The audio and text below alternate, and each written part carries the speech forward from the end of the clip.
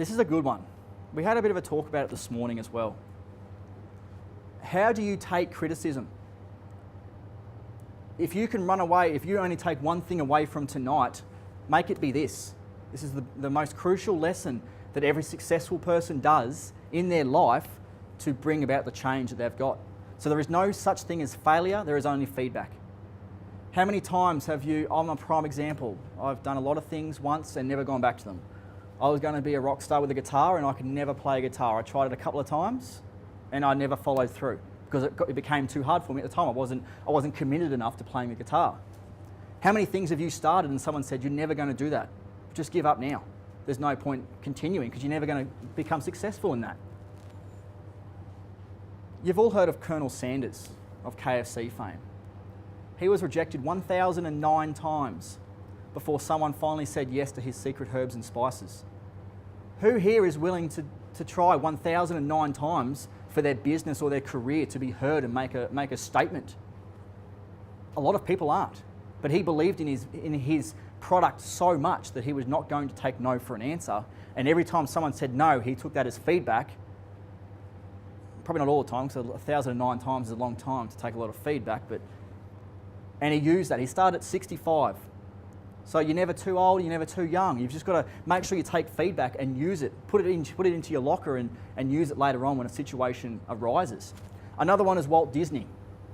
Now, Disneyland, it's a great place. We haven't been there ourselves yet with the kids, but they're looking forward to it. And the back pocket's not. But it's going to be fun. And he had a dream of Disneyland. He knew the potential in what that could provide people. It would give adults a chance to escape their daily grind and live like a kid again, which is what we all want. Go and spend 3 days at Disneyland and have no inhibitions about who you are. No one knows you. We're from Australia. You can go and be who you are for 3 days and just have fun. He believed in that so much that even after, 302 times, he couldn't get finance. In the process, he went bankrupt. It took him decades to get it started. He went bankrupt himself. His brother went bankrupt, helping him, and a few mates also went bankrupt. But he believed in the product so much that finally someone said yes, and you all know what it's like today. Now, what if you went along and you stopped at the 308th time and he didn't move on? How different would the world be? But because he believed in himself so much, he believed in what he could give the world, he applied that and he kept going. So how much do you believe in your career right now? If you're happy in your career, why aren't you moving forward? Why aren't you challenging yourself? Why aren't you starting that business that you want to start? Are you afraid of being told no a couple of times? How much do you want that?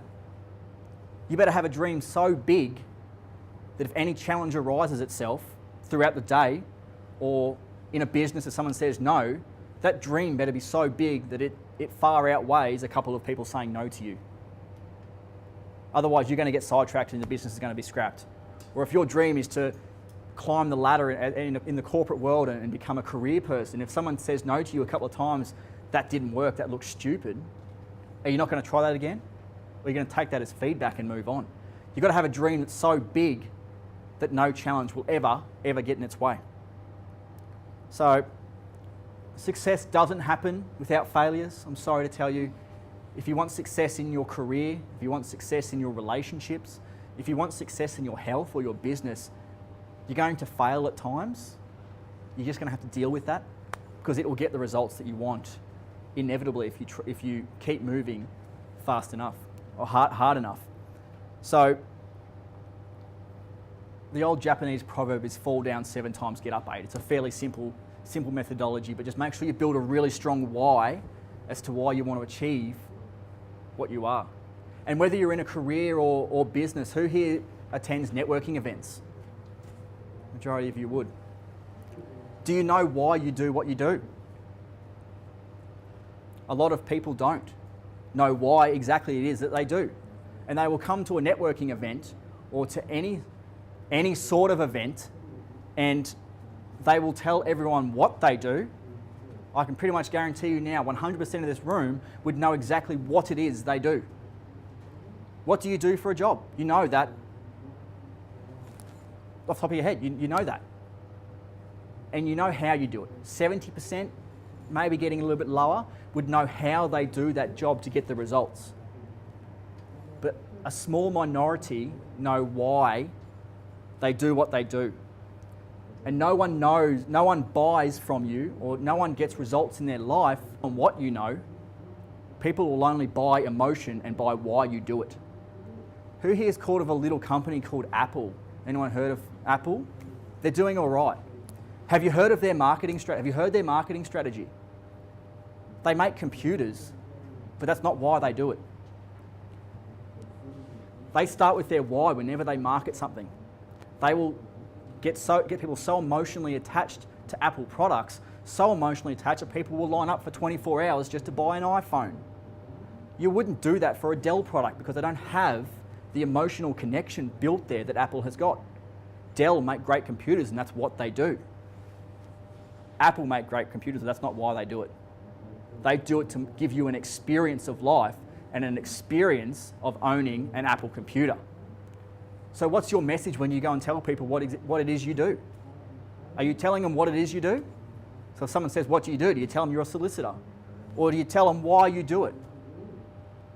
You don't even have to mention the word solicitor. You can just tell them why you do a certain thing and people will react completely differently because you've approached them on their emotional side. So just make sure you get a clear understanding of why you're doing what you're doing. If you're looking to start a business, a lot of business owners will just start a business hoping to make money on a daily basis with no clear picture at the end of it. So they don't know why they're doing it.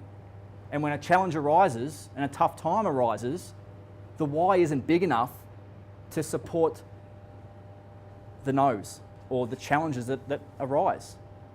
So you need to build a massive, massive why as to why you want to do it. Now, I'll go into this a little bit later on, but this could be either end of the spectrum. This could be positively. I want to build a massive why because it's going to impact people on a larger scale. Or my why is because I don't want to be derelict and living on the streets.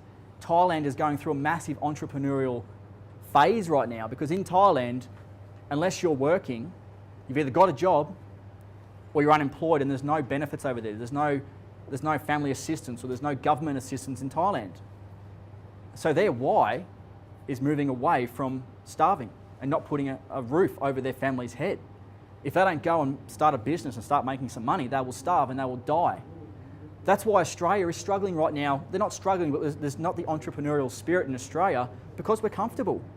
$60,000 a year as an average wage is comfortable. It's not great, but it's comfortable. So there's not the urge there to push forward and do something else with your life. You can put food on the table, you can put a roof over your head, you can buy a car, but that's it. So unless you've got a strong reason to move away from something in your life, you'll keep doing circles and you'll be satisfied with earning $60,000 a year. So does anyone have any questions on that so far? That's just a very brief overview of the basic success principles that people use, the successful people use, and I'm not just talking business owners, this is career people as well, who use to gain influence and leadership over their colleagues to get noticed first, to get the promotions that they want, or to start the new career that they want, or in businesses to give them the drive and motivation to push forward.